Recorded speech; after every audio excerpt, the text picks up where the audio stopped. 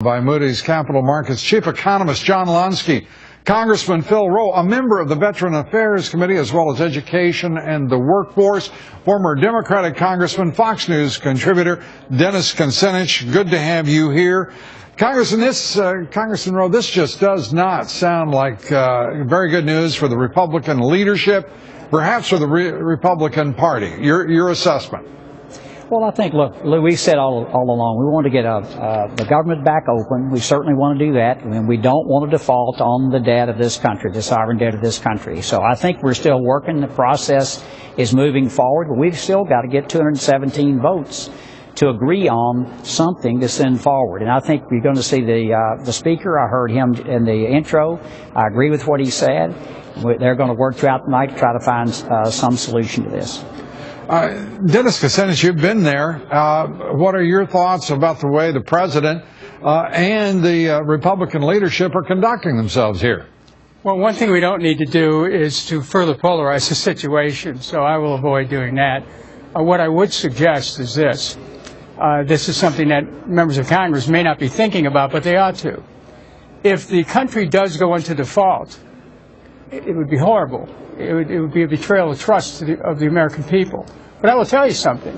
If you're a member of Congress worried about what's going to happen, a default would give the president more power than he's ever had. That's something that really needs to be considered. Because instead of making a move to try to strip power from the White House, which I understand some members want to do, a default would give the president extraordinary powers under prioritization and other procedures which he can invoke. So, look, let's keep Congress viable as an Article I institution of the United States Constitution. Well, let's Dennis, go back to a balance of power here. You have just scared the dickens out of a lot of people with the thought that this president, who's accused of presiding over an imperial, if not imperious presidency, would have more power. John Lonski, former Congressman Kucinich, raises a specter of default. Moody's itself has said there will be no default. It is pure rhetoric and nonsense at this point, despite the rhetoric of fear emanating from the administration, despite the fact that Fitch ratings today put the country's AAA credit on negative watch.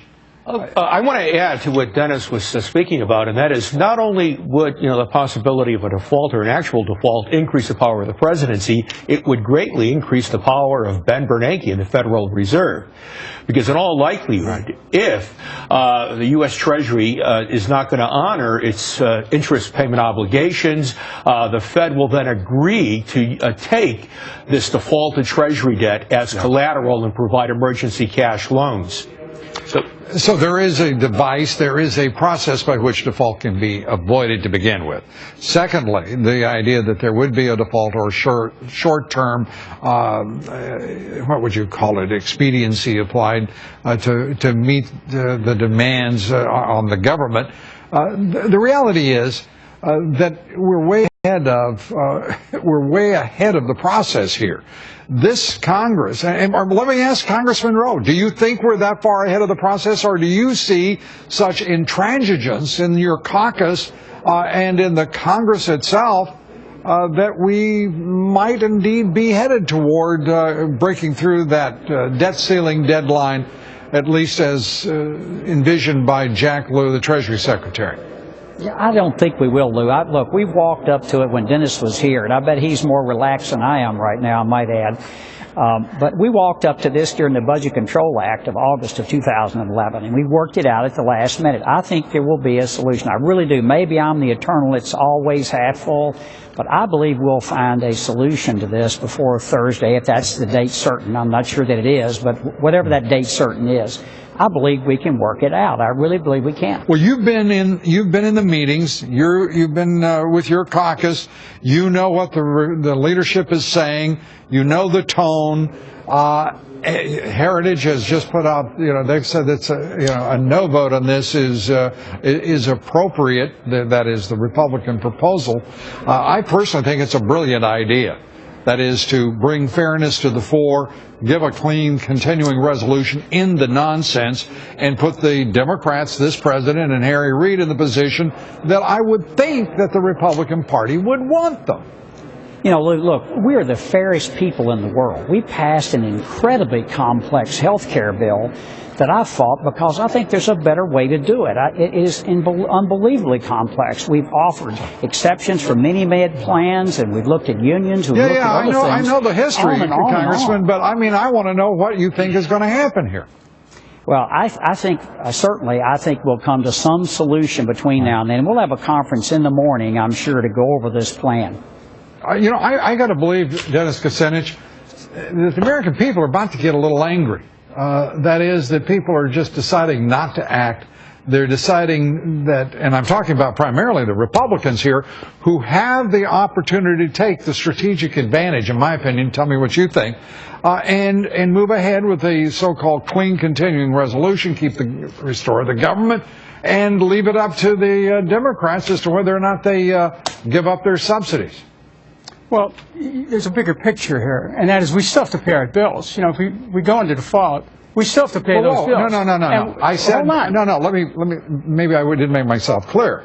I said they pass a continuing resolution, a clear continuing resolution. Well, that's what they should do. And with one addition, as they propose, and that is the Vitter Amendment, which will eliminate the subsidies for Congress, for the White House, and their staffs. You know, they could address any issues relating to Obamacare without mixing them into a potential default and a government shutdown. Yeah, I understand, Dennis. I'm asking, what do you think of the strategy on the part of the Republicans?